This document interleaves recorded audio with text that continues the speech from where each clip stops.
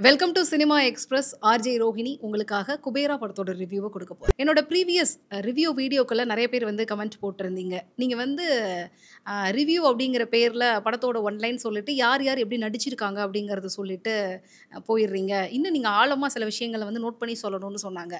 According to me, என்னை பொறுத்த வரைக்கும் ஒரு படத்தோட ரிவ்யூ அப்படிங்கிறது அந்த படம் வந்து என்ன காரணத்துக்காக, என்ன கதையை சொல்லணுங்கிறதுக்காக எடுக்கப்பட்டது, அதை எப்படி வந்து எடுத்திருக்காங்க, நடித்தவங்க எப்படி பண்ணியிருக்காங்க, ரூ. 120 காசு குடுத்து ஜிஎஸ்டி டாக்ஸ் எல்லாமே சேர்த்து கட்டிட்டு உள்ள படத்துக்கு போற உங்களுக்கு அந்த படம் என்டர்டெய்னரா இருக்குமா? இருக்காதா? இத சொல்றது தான் என்னை பொறுத்தவரை ரிவ்யூ அப்படின்றத நான் கன்சிடர் பண்றேன். அதை மீறி ஒரு படத்தை வந்து ரொம்ப ஆழமா வந்து டிசெக்ஷன் பண்றது அப்படிங்கிறது ரிவ்யூ வகையறாவுல சேராது அப்படிங்கிறதையும் இந்த இடத்துல நான் பதிவு பண்ணணும்னு நினைக்கிறேன். ஆல்ரைட். ஸோ குபேரா. செல்வத்துக்கு அதிபதி குபேரா. ஸோ நம்ம இந்த படத்துல ஹீரோ வந்து பார்த்தீங்கன்னா, பிச்சைக்காரரா இருக்கிறாரு. ட்ரெய்லர்லயே நீங்க பார்த்திருப்பீங்க. பிச்சைக்காரராக தன்னுடைய வாழ்க்கைய வாழ்ந்து கொண்டிருக்கக்கூடிய தனுஷுக்கு நாகார்ஜுனா மூலமா ஒரு வேலை வாய்ப்பு கிடைக்குது. சரி, நமக்கு கடவுள் ஏதோ ஒரு வகையில வந்து வழிய காமிச்சிருக்கான் அப்படின்னு சொல்லிட்டு போறாரு. போனதுக்கு பிறகு தான் தெரியுது, அது வந்து வேலை வாய்ப்பு கிடையாது. அவருடைய வாழ்க்கையில அவருக்கு கிடைச்சிருக்கிற பெரிய ஆப்பு அப்படின்னு. ஸோ அதன் பிறகு ஓட ஆரம்பிக்கிறாரு. தொரத்த ஆரம்பிக்கிறாங்க. ஓடுறார், ஓடுறார், ஓடிக்கொண்டே இருக்கிறார். கடைசியில் என்ன நடந்தது? இந்த குபேரர் என்ன செய்தார்? அப்படிங்கிறது தான் குபேரா படத்தோடைய கதை. ஸோ நிற்க இந்த இடத்துல என்னவா மொத்த கதையும் சொல்லிட்டீங்க அப்படின்னு நீங்க நினைக்காதீங்க. இது இந்த படத்த பார்த்துட்டு ஒரு ஆடியன்ஸா நான் புரிஞ்சுகிட்ட ஒரு கதை. என்னோட பாயிண்ட் ஆஃப் வியூல இதுதான் கதை அப்படிங்கிறது எனக்கு தெரிஞ்சதா நான் வந்து இத தான் நினைக்கிறேன்.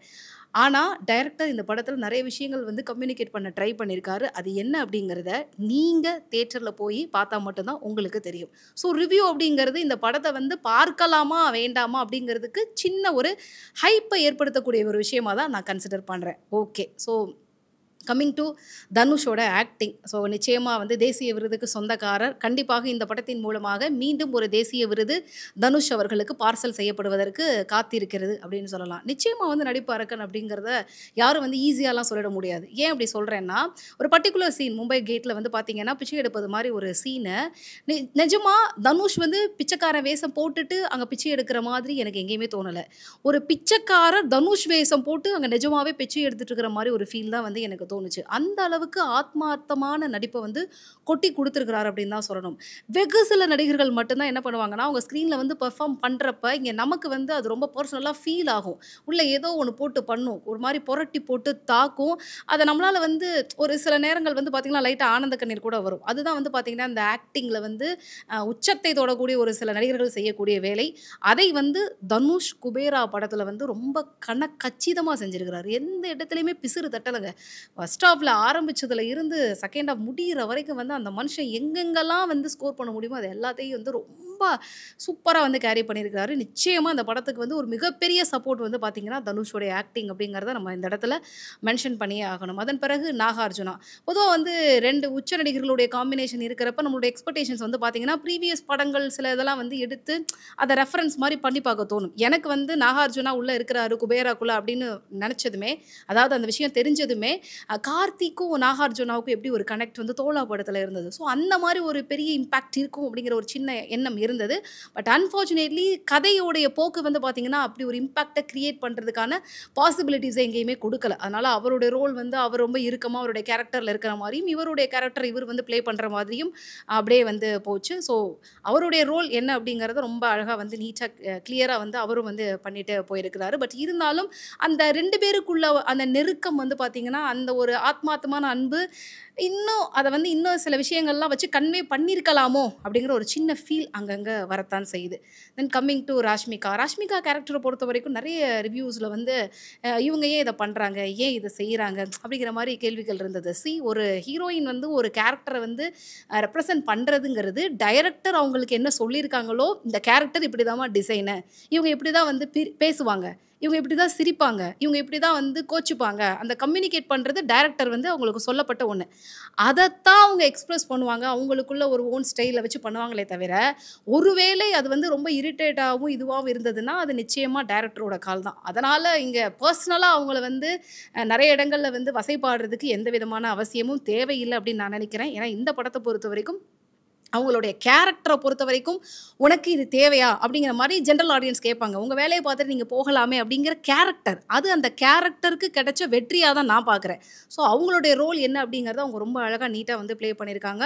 அ அது இல்லாம வந்து சப்போர்ட்டிங் கேரக்டர்ஸ் வரக்கூடிய சாயாஜி, சிண்டே இந்த மாரி நெறைய கேரக்டர்ஸ் வந்து சின்ன சின்ன கேரக்டரா இருந்தாலும் நீட்டா வந்து ப்ளே பண்ணியிருக்காங்க. எனக்கு இந்த படத்தில வந்து டிஎஸ்பி உடைய மியூசிக் வந்து பார்த்தீங்கன்னா, ஒரு மாதிரி ரொம்ப அவ்ளோ லைட் ஹார்ட்டடா வந்து ஃபீல் ஆன மாரி ஒரு இது இருந்தது. ஏன்னா, ஒரு சில படங்கள்ல வந்து பார்த்தீங்கன்னா, ஒரு கதையுடைய அந்த சாஃப்ட்டான ஒரு விஷயம் போறப்ப, அந்த பின்னாடி இருக்கக்கூடிய அந்த பின்னணி இசையும் சேர்ந்து நம்மள அப்படியே ட்ராவல் பண்ண கூட்டிட்டு போகணும். அப்பதான் வந்து பார்த்தீங்கன்னா, நம்மளால அந்த ஸ்டோரிக்குள்ள வந்து ஒன்றி, ஓகே அவர் எப்படியாவது வந்து சில விஷயங்கள தப்பிச்சிடணும். அதாவது பார்த்துட்டு இருக்கிற ஆடியன்ஸ் நம்ம நெனைக்கணும். அவ மாட்டிக்க கூடாது, அவர தப்பிச்சிடணும், அவர் எப்படியாவது நல்ல லெவலுக்கு போயிறணும், ஹேப்பி எண்டிங்கா இந்த இது முடியணும் அப்படிங்கிற ஒரு கனெக்ட் வரும். அதுக்கு ரொம்ப முக்கியமான காரணமா வந்து இந்த படத்தோட இசை, பின்னணி இசைய நான் பார்க்கிறேன். அதில் வந்து டிஎஸ்பி தன்னுடைய மிகச்சிறந்த பின்னணி இசைய தான் இந்த படத்துக்காக குடுத்திருக்கிறாரு. "போய் வா" படத்தோட பிளேஸ்மெண்ட் மட்டும் வந்து பார்த்தீங்கன்னா, கொஞ்சம் ஆர்ட்டிஃபிஷியலா இருந்தது.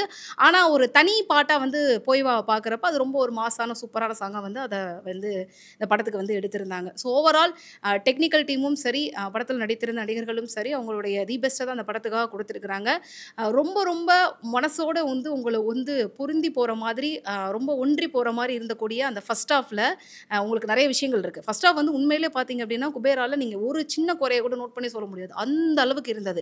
ஆனா, அதே வந்து செகண்ட் ஹாஃப்ல வந்து பார்க்குறப்ப, அந்த கிளைமாக்ஸ் போர்ஷன் வந்து நெருங்குற டைம்லலாம் வந்து பார்த்தீங்கன்னா, நெறைய கேள்விகள் நமக்கு வந்து திரும்ப திரும்ப வந்துகிட்டு இருந்தது. இத தவிர்த்திருக்கலாமே அப்டின்னு சொல்லிட்டு ஜெனரல் ஆடியன்ஸே வந்து அவங்களுடைய பாயிண்ட் ஆஃப் வியூல வந்து சில பாயிண்ட்ஸ வந்து எடுத்து வைக்கிற மாதிரி இருந்தது. குறிப்பா வில்லன் கேரக்டர் ஜிம்முக்கு வந்து தனுஷ் குடுக்கக்கூடிய சில விஷயங்கள்லாம் வந்து எதுக்காக? ஏன்? எத சொல்ல வர்றாங்க? அப்படிங்கிற மாதிரி இருந்தது. பட் கிளைமாக்ஸும் வந்து பார்த்தீங்கன்னா, நெறைய பேருக்கு வந்து ஒரு அத பத்தி விமர்சனம் பண்ற மாதிரியான ஒரு கேள்விகள வந்துச்சு. ஸோ செகண்ட் ஹாஃப பொறுத்தவரைக்கும் உட்கார்ந்து பார்க்கக்கூடிய ஆடியன்ஸே இந்த இடத்துல லாஜிக்கலா இது மிஸ்ஸிங்கு, இந்த இடத்துல லாஜிக் தப்பு, இந்த இடத்துல இது எப்படி ஒத்தே வராதே, இந்த இடத்துல இத தவிர்த்திருக்கலாமேன்னு சொல்லிட்டு நெறைய பாயிண்ட்ஸ் இவங்க சொல்ற அளவுக்கு அங்க திரைக்கதையில சின்ன சின்ன குறைகள் வந்து இருந்தத தவிர்த்திருக்கலாம் அப்படிங்கிறத இந்த படத்த பொறுத்தவரைக்கும் செகண்ட் ஹாஃப்ல நான் வந்து சொல்லக்கூடிய விஷயம். பட் ஒரு சிலருக்கு வந்து பார்த்தீங்கன்னா, இந்த கிளைமாக்ஸ் வந்து பெருசா வந்து இஷ்டம் இருக்காது. இப்ப என்னோட பாயிண்ட் ஆஃப் வியூல பார்த்தீங்கன்னா, எனக்கு குபேரா படத்தோட கிளைமாக்ஸ் மேல ஒரு பெரிய ஃபர்ஸ்ட் ஹாஃப்ல அவங்க கொண்டு போன விதத்துக்கு, இந்த கிளைமாக்ஸ் வந்து பார்த்தீங்கன்னா, சின்ன ஒரு ஒரு ஏமாற்றம் இருந்த மாரி இருந்தது. பட் நீங்க போய் பார்க்குறப்போ உங்களோட பாயிண்ட் ஆஃப் வியூல அப்படியே வந்து இது வேற மாதிரி மாறுறதுக்கு வாய்ப்புகள் இருக்கு. ஆக மொத்தம் குபேரா படத்த பொறுத்தவரைக்கும், முதல் பாதி விறுவிறுன்னு சூப்பரா செம்மையா வந்து உங்கள சீட்டோட இதுல அழகா உட்கார வச்சு படத்த வந்து கொண்டு போறாங்க. 2வது பாதியில சின்ன சின்ன சறுக்கல்கள் இருந்தாலும், குபேரா வந்து தனுஷுடைய சினிமா வாழ்க்கையில ஒரு மிகச்சிறந்த ஒரு நல்ல படமாக வந்திருக்கு. தியேட்டர்ல நீங்க போய் பார்த்துட்டு உங்களுடைய ஒப்பீனியன் என்ன அப்படிங்கிறத கமெண்ட் பாக்ஸ்ல சொல்லுங்க. Thank you.